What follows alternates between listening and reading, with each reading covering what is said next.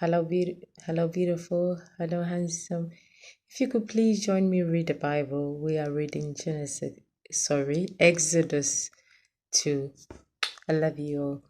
And he went on, a man of the house of Levi, and took to a wife a daughter of Levi. And the woman conceived and bore a son. And when she saw him that he was a godly child, she hid him 3 months. And when she could no longer hide him, she took for him an ark of bulrushes and daubed it with slime and with pitch, and put a child therein, and she laid it in the flags by the river's bank.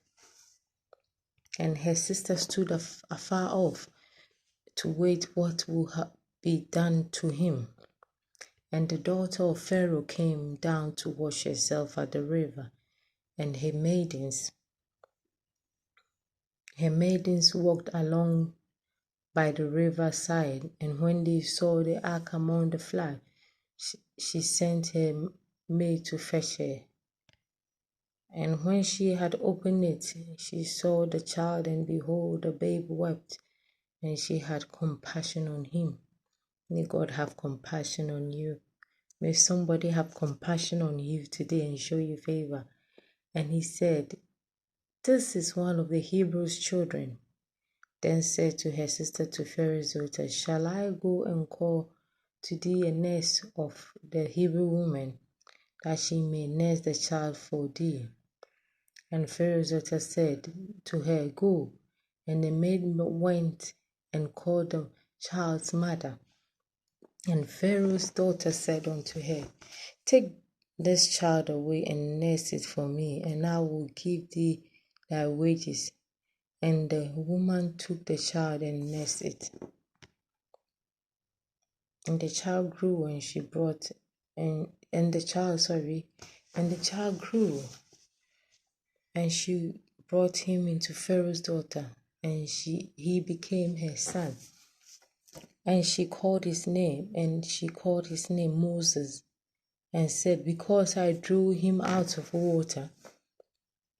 And it came to pass in these days when Moses grown, that he went out into his brethren, and looked on their burden, and he spied on the Egyptian smiting an Hebrew, one of his brethren.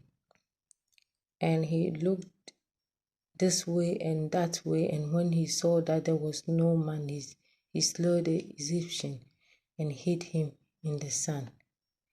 And when he went out of the second day, behold, 2 men of the Hebrews strove together, and said unto him that did wrong, "Wherefore smitest thou follow?"